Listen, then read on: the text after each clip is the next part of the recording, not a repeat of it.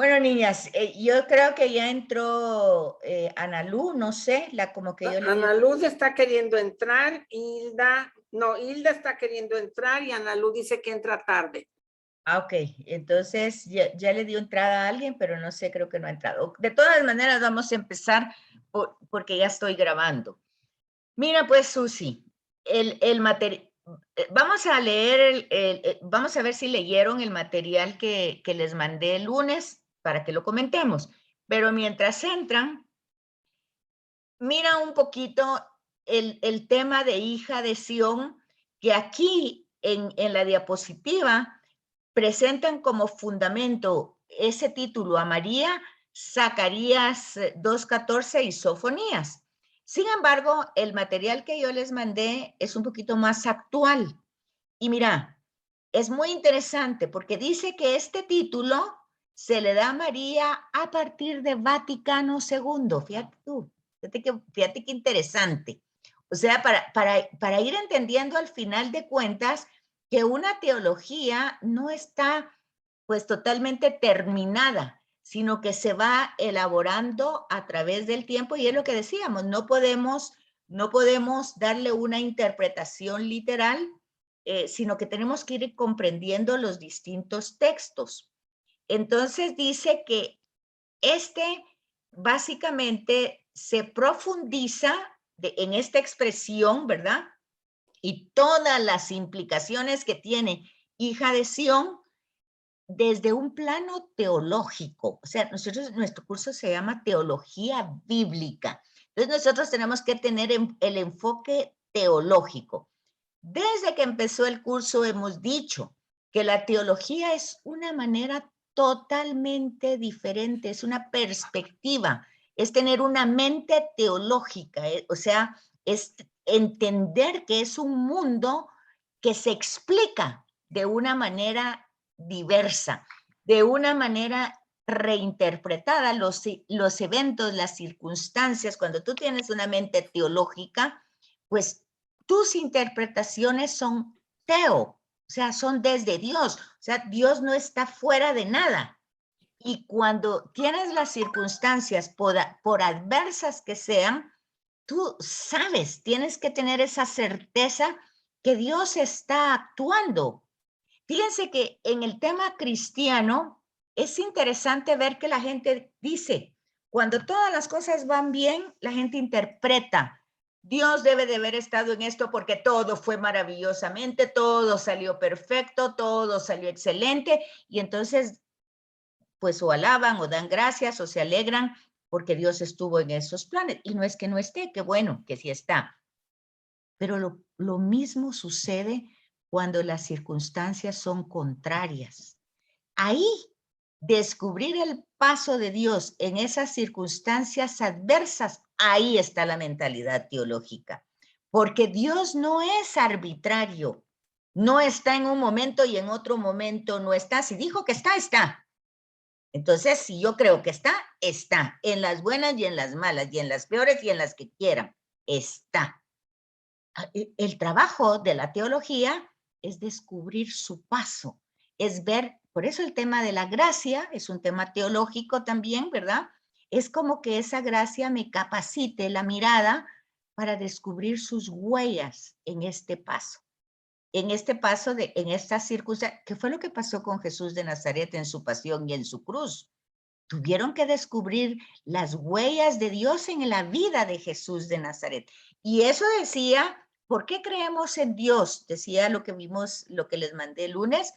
Pues creemos en Dios primeramente porque Jesús creyó en él. La teología de Jesús fue creerle a Dios en todas circunstancias.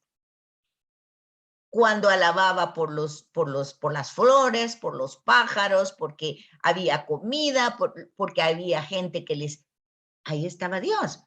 Pero básicamente estaba en su pasión y su cruz. Es que esa es la maravilla de la teología cristiana. No, eso no es cualquier cosa, por eso es tan triste la teología de la prosperidad, porque quiere quitar este aspecto de dolor y de sufrimiento que es el que atraviesa la humanidad constantemente. Entonces, en ese momento es cuando es más difícil encontrar las huellas de Dios, pero no porque no esté, es porque no tenemos esa gracia de ver su paso a través de ese sufrimiento. Y lo que les decía el lunes, fácilmente nosotros lo que pedimos es que se nos quite, que se nos vaya, que se solucione, cuando el tema es, abre nuestras miradas, nuestros ojos para verte, para alabarte en este momento, para llenarnos de gozo por tu presencia a pesar de las circunstancias. El tema cristológico, la teología cristológica, la cristología católica, no es un culto al sufrimiento de llevar mi cruz y hacerle ganas y llevarla aunque me cueste. Ese no es el tema. El tema es que yo no voy cargando solo la cruz, que el principal cirineo no es cualquier gente que se acerca, el principal cirineo es Jesús de Nazaret. ¿Por qué creemos en Dios? Primero creemos en Dios porque Jesús creyó en él y las cosas no le salieron bien humanamente hablando. No fue una persona de éxito que salió triunfando, pues lo mataron. Y entre ladrones fuera de la ciudad, o sea, despreciado, burlado de todas las maneras. Pero Jesús entendió que ahí estaba el Padre y Jesús entrega su espíritu al Padre. Esa es la teología, esa es la teología cristiana. Es descubrir en el dolor, no darle culto, porque no es eso. No aguantarlo ni provocarlo, tampoco es, sino descubrir el paso de Dios en ese sufrimiento y en ese dolor. Bueno, ese fue el material que yo les di el lunes. Entonces aquí, el tema de Sión, dice, es un tema totalmente teológico, en el plano teológico, pero vean, de ese ramo teológico sale el ecuménico, o sea, un diálogo que podamos hacerlo entre todos, ¿verdad? Acuérdense que el ecumenismo es un diálogo entre todos los cristianos. Esos cristianos sean católicos o de otro movimiento. Sí, Susi. Mira, me queda una duda. Por supuesto que el cristiano sabe que para entrar al cielo estamos en un peregrinaje, que la vida del humano tocado por el pecado original, a los cristianos que somos los que creemos en la revelación, tendremos que pasar por la cruz, pero no es fácil entender cómo llevar la cruz. Sabemos que no estamos solos, ya lo dijiste, no estamos solos, pero cómo ver ese llevar la cruz con un sentido de alegría, de aceptación, viendo que es la voluntad de Dios. Me cuesta mucho trabajo entenderlo. No es tal vez la palabra alegría, es gozo, es una intuición por dentro de que Dios lleva el control de esa situación. Y entonces desde esa intuición, que si no la tenemos al 100, pues es que hay que pedirla, porque eso es justamente lo que hemos visto en el Tratado de la Gracia. Es una gracia que si nos damos cuenta que no la tenemos, es porque tenemos carencia y la tenemos que pedir, porque nuestra misión en este peregrinaje es alabar a Dios. Entonces, si las circunstancias humanas me quitan o me callan esa alabanza, esa circunstancia no me está sirviendo, porque me está alejando de esas alabanzas. Esa cruz no me está sirviendo, pero si yo veo en esa circunstancia, en esa reflexión, en esa meditación, por eso es tan importante orar, acercarse al Señor con ese espíritu eh, de limitación, de incapacidad. Y si no puedo, estoy totalmente agotada, sin fuerzas, ayúdame. Y entonces ahí entran los anahuim, ¿verdad? Y dice, este es un tema ecuménico y pastoral. Quiere decir que es un diálogo que se puede realizar con todos los cristianos si lo entendemos. Porque si no lo entendemos es cuando nos empezamos a pelear que sí, que María, que tuvo más hijos, que no es virgen, porque no estamos en el mismo plano teológico. O sea, no estamos en la misma sintonía. Pero cuando ya estamos en la misma sintonía es muy sencillo, es muy, muy sencillo. Darnos cuenta de que en este caso, por ejemplo, y en el grado pastoral, por ejemplo, en el aspecto pastoral, es exactamente lo que tú estás preguntando ahorita. ¿Cómo una homilía me puede ayudar a ver esa acción de Dios? Por ejemplo, el tema de hoy. ¿Cuándo vas a implantar el reino? No, el reino ya está ahí contigo, está en ti. Ok, entonces, ¿por qué no tener ese gozo si el reino ya está ahí, la inhabitación de Dios ya está contigo? Quiere decir que si yo no lo, si ese mensaje de hoy no me llena de gozo y no me llena de alguna manera de paciencia a la circunstancia supera eso, quiere decir que yo tengo que pedir esa gracia porque no la tengo. Estoy anémica en esa gracia.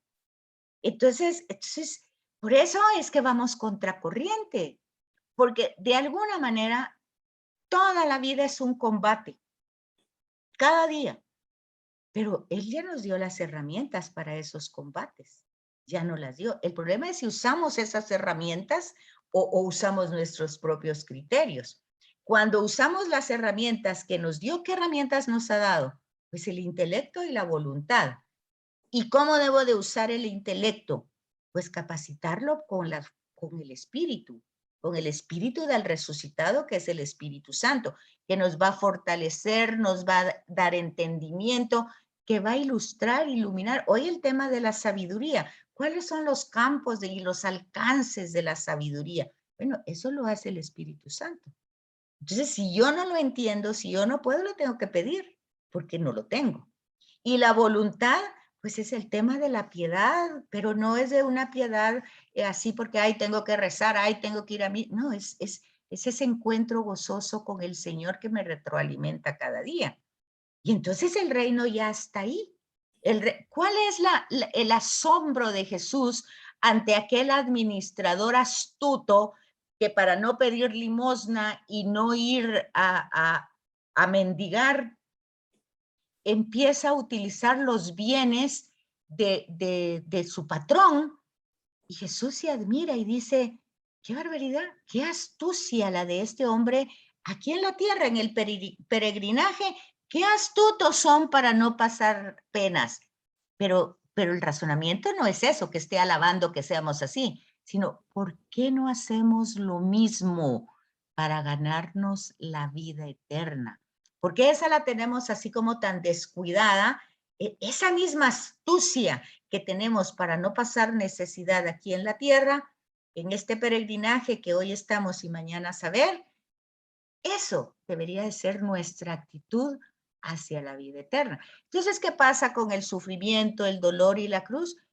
No son pruebas, ni son castigos, ni es que son simplemente momentos de aprendizaje, de cómo los puedo aprovechar para justamente tener esa vida en abundancia con el Señor, sabiendo que en este momento Él está caminando conmigo. Son intuición, pero eso es teología.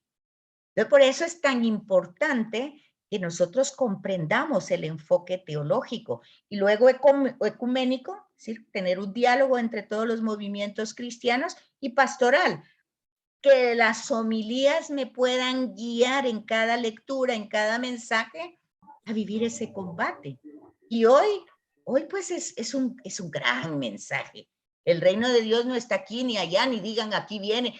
¿Qué pasa? Vengan a una misa sanadora. Todas las misas son sanadoras. Todas, porque es el memorial de Cristo y es por sus llagas que somos sanados. No es por el padre fulano y el sutano, no. Entonces, hay que comprender la teología. Entonces, que vengan, que hay una oración de sanación. La oración es diálogo con el Señor. Todas las oraciones son sanas. Que vemos, sí, por supuesto. Hay un enfoque teológico de María desatando nudos, Eva atando los nudos, María desatando. Pero básicamente, cada circunstancia, pues, tendrá la dificultad que tiene y nuestra actitud de creyente no es pasiva, sino que es confiada. La confianza no es pasiva. Uno mira qué tiene que hacer, cómo puede hacer, solucionar problemas, pero también uno tiene que darse cuenta, bueno, yo hasta aquí llego, no puedo hacer más, ya lo que está, pues ya depende de Dios. Entonces, el tema de María Sion Dice, es un tema del misterio de la iglesia. No es un tema del misterio de la encarnación ni de la redención. Es un misterio que corresponde a nosotros, a nuestras comunidades, a nuestra realidad. Y desde esa perspectiva hay que ver a María, no tanto como una divinidad, sino como un ejemplo nuestro. Ese es dice aquí, es el camino que hay que recorrer. El concilio propone como anuncios de la Madre del Salvador, no los que están aquí, no Zacarías, sino pone Génesis 3:15, Isaías 7:14 y Miqueas 5:2-3. Esa es la precisión. Ahí está el fundamento de hija de Sión.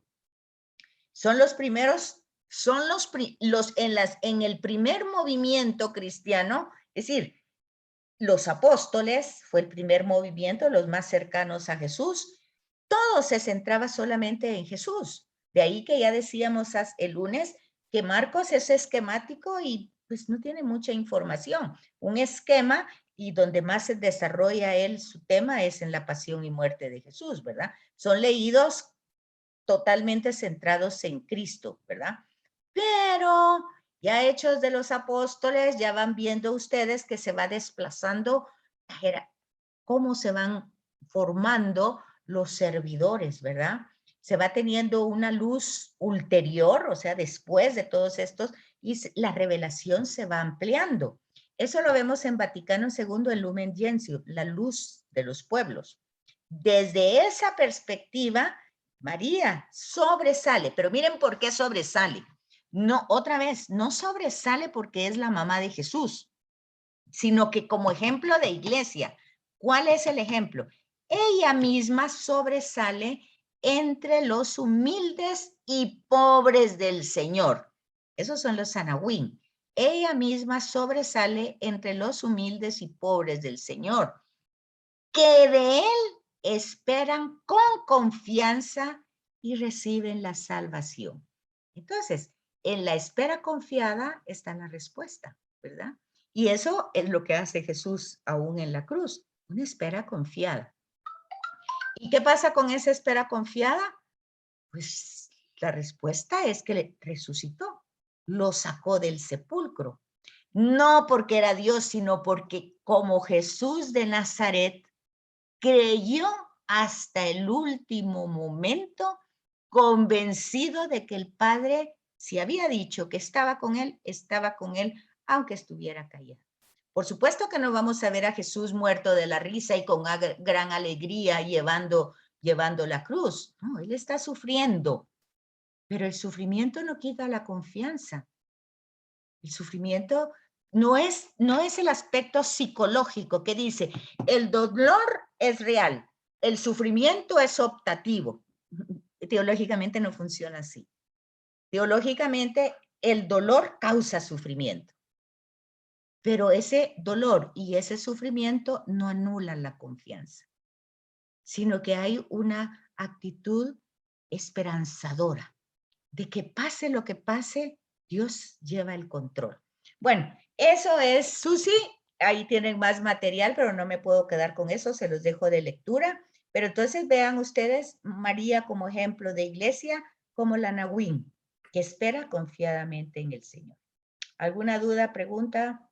Te agradezco mucho, pues es que, aunque lo explicas muy bien, es difícil vivirlo, ¿verdad? Pero sabemos perfectamente que la entrada al cielo es con la cruz a cuestas.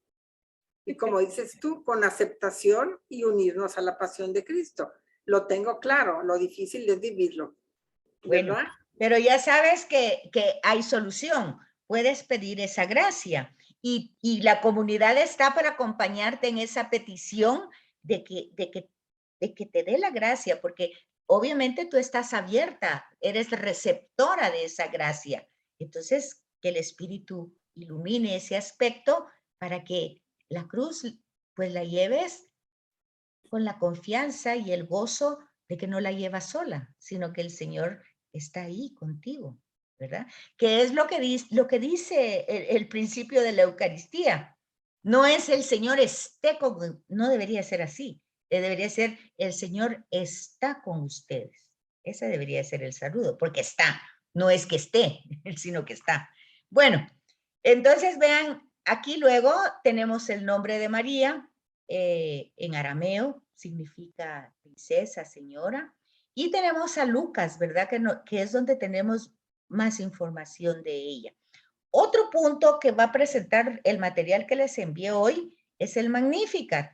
Es cómo María ve en la acción, ve en su vida la acción grandiosa de Dios. Miren una cosa, el Magnificat no es que María esté en una situación, dijera yo, que lo sepa, ay, sí, es el Hijo de Dios, que lo sepa todo, aún cuando Lucas presenta el mensaje del ángel. Acuérdense que esa es una forma literaria. La anunciación, el ángel ahí, pertenece al contexto literario para que nosotros entendamos que hay una relación íntima entre María y Dios. Pero María no tenía solucionado el problema. María iba a tener serios problemas con su propia familia, papá y mamá, con su propia comunidad, por estar embarazada.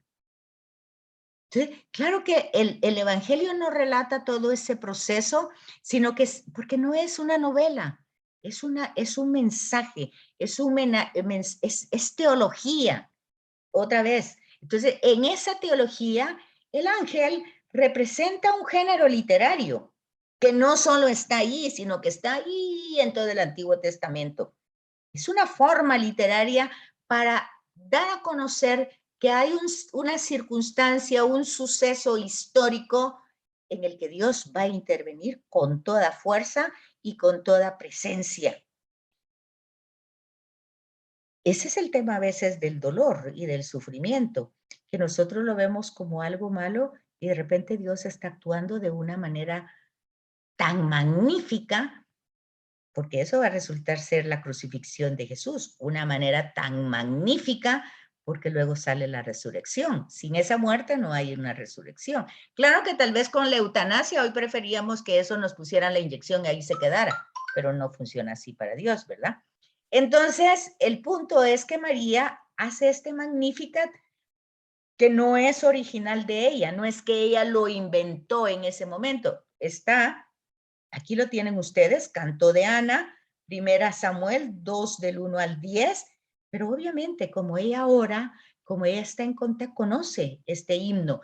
Y en la historia ve que esa acción de Dios en la antigüedad, en el periodo de Samuel, se vuelve a repetir en la vida de ella.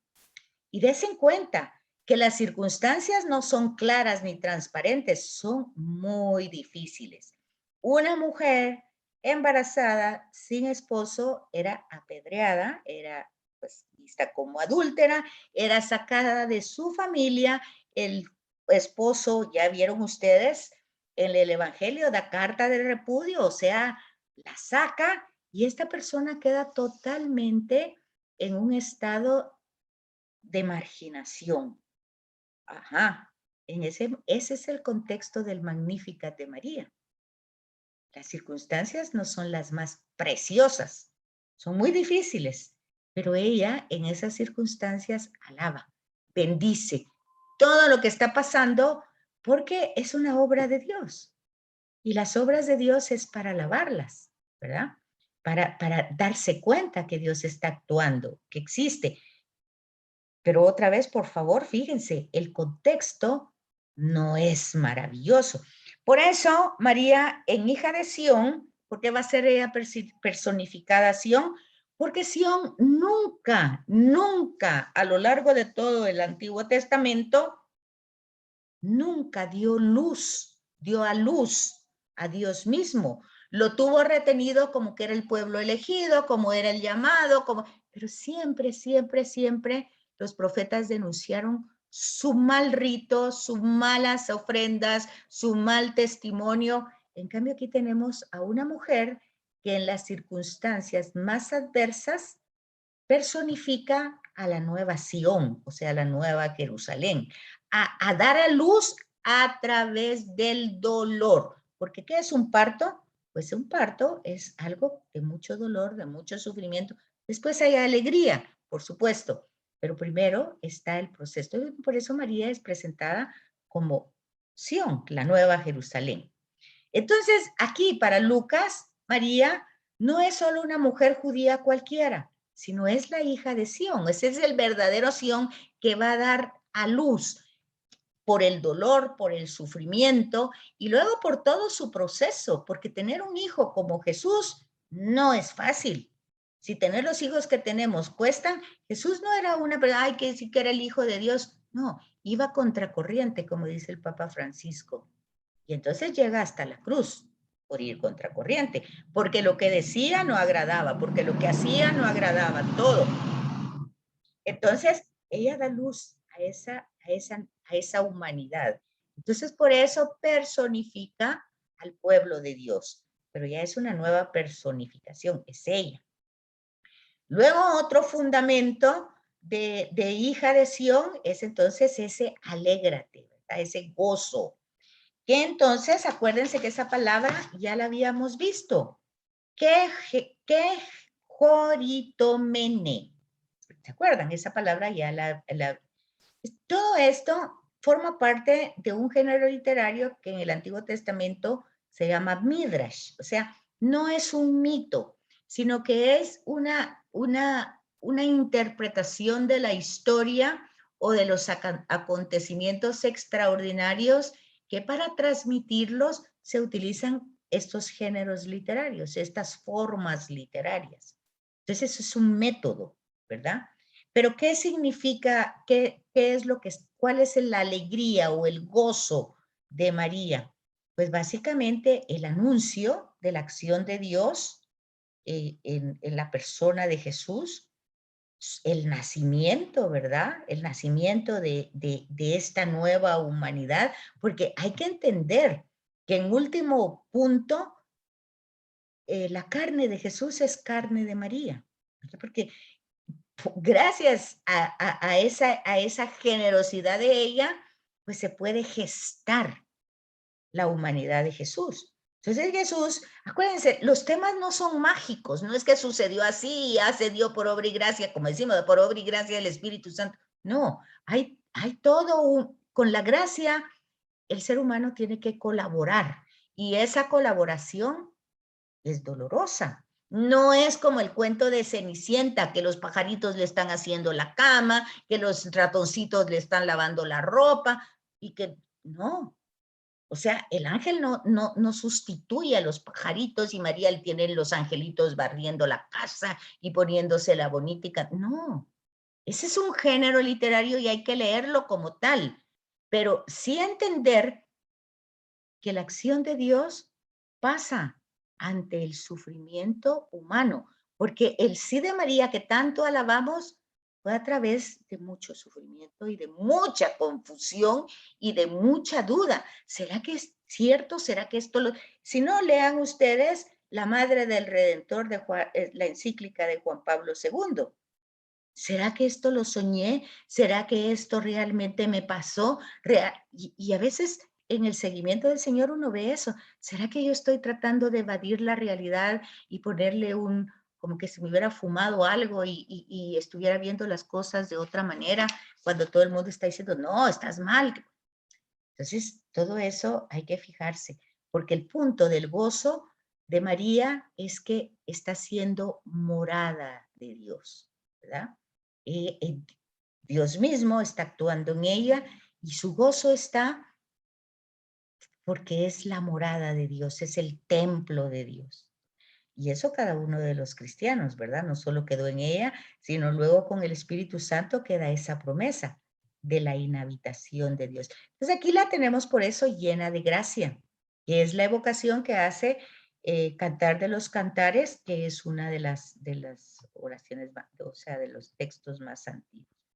Entonces, la función de María en esa escena, solo ella recibe en nombre de la casa de Jacob el anuncio de la salvación. Fíjese, todo había sido anunciado a un pueblo a través primero de Abraham, después de Moisés. Tuvo un proceso en la historia, ese anuncio, ¿verdad? después fueron las tablas de la ley, después fueron los profetas que fueron denunciando y anunciando. Ok, ahora es solita ella.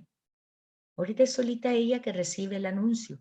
Ahorita es solita ella y su intimidad con Dios que logra captarlo, que logra confundirlo. Por eso no hay que pasar así tan en la superficie esa frase. Y María guardaba todas esas cosas en su corazón. ¿Qué significa eso? Las meditaba, las rumiaba, las reflexionaba. O sea, no es que lo entendía todo, lo iba interiorizando, lo iba trabajando. Entonces, aquí les pone como sugerencias que hay muchos relatos de anunciación y vocación, y para entender este género literario, pues ustedes tendrían que leer todos los del Antiguo Testamento. ¿Cuáles son? Pues el anuncio de Samuel, el anuncio, pues la vocación de Moisés, en fin, ahí van teniendo muchos. Y luego, como María, siendo una jovencita y de una aldea, pues esa gratitud personal y reconocimiento y júbilo en la acción de Dios. O sea, el entender que es el paso de Dios en la humanidad. Y no porque ella lo mereciera, ha hecho cosas grandes en mí, el que todo lo puede. ¿Por qué? Porque ella lo permitió, porque ella le dijo sí, porque ella se abrió a la gracia, ¿verdad? Entonces las cosas no son mágicas, ni ella está como ejemplo porque sea la purísima, la santísima, no, en su humanidad. Por eso dice, por favor, la figura de María es una figura teológica, o sea, tiene una función, tiene un papel, y esa teología va desde la iglesia, misterio de la iglesia. No es el misterio de la encarnación, no es el misterio de la redención, ni de la glorificación, es el misterio de la iglesia. O sea, es todo esto que hablan los obispos de luces y oscuridad, o oscuridad, tinieblas, luz, todo eso, pues todo eso es la historia humana, y María es modelo de eso. Aquí tenemos estos ejemplos de anunciación para que ustedes lo vean con atención. Lo deben de tener en alguna página ahí. ¿Ya lo encontraron donde lo tienen en su página? Eso lo leen con atención, por favor. Está en Génesis, varios de Génesis, el anuncio, la aparición de un ser celeste, Génesis 16, se le aparece en Abraham, ¿verdad? También Génesis 17, a Jacob, el anuncio de un nacimiento de hijo, también Abraham, ¿verdad? Luego también aquí en el esquema del capítulo 16 es el anuncio del nacimiento de Isaac. Y aquí en este No, otro... no viene en el texto, no viene, pero ya lo copié. Ok, si quieren tómenle foto porque está precioso. Sí. Está precioso. Gracias, sí le tomé foto. Ok. Entonces tómenle foto a este porque son Esta letra tres. tan pequeñita. No la pueden tomar foto ahí. Bueno, si no, yo se las agrando y se las paso. Ay, por favor, Ah. sí. Ok, entonces Gracias. les paso estos esquemas para que ustedes lo lean. Aquí está otro, miren, relatos de vocación, eso está con los profetas. Aquí están otros relatos, ¿verdad? De esa situación. Y en todos hay problemas. Ninguno está exento de problemas, ni el mismo Jesús, ¿verdad? Entonces, todos estos esquemas están muy bonitos. Les paso entonces Ay, sí. esas cuatro, las voy a agrandar y se las paso. ¿Está bien? Bueno. Gracias. Entonces aquí vemos la gratitud de María. Obviamente, para tener esa acción de gracias, ese acto, acuérdense, la Eucaristía se llama Eucaristía y es acción de gracias, pero no es un rito vacío de contenido existencial. Es la existencia humana que va al encuentro de su Salvador y Redentor porque así lo reconoce. Y porque si nos ha salvado y nos ha redimido, pues nos quiere fortalecer, nos quiere ayudar, nos acompaña. Entonces, por eso se llama acción de gracias. Es una gratitud personal, con reconocimiento y júbilo. Eso es magnífico. Entonces, ya se los dije anteriormente, no es que María lo inventó, es un tema ya está en el Antiguo Testamento y aquí lo tienen, ¿verdad? Es una alabanza a Dios por todas sus acciones, ¿verdad? Y esas acciones están a favor. En el caso de María, porque ella lo está pronunciando, están a favor de ella. Pero no solo de ella, sino hay muchos como ella que también están esperando confiadamente en el Señor. Lucas presenta eso claramente. ¿Quiénes están esperando? ¿Quiénes? Isabel, Zacarías, Ana, la del templo, y Simeón. Esos son Anahuín, están esperando confiadamente, ya son ancianos, están ahí, pero están esperando y Dios no defrauda. Y todo no es para quedarnos egoístamente con eso, sino que es para favor, en favor del pueblo, en favor de la humanidad. Entonces, esos son los motivos de la alabanza y eso es la alabanza propiamente dicha, ¿verdad? No es, como vuelvo a decir, tema de masoquismo, que estoy sufriendo y voy a cantar y a mí qué me importa. No, pasa, la alabanza pasa. O sea que muchas veces en la escritura el sufrimiento, el dolor es una pedagogía, es una didáctica, es una enseñanza.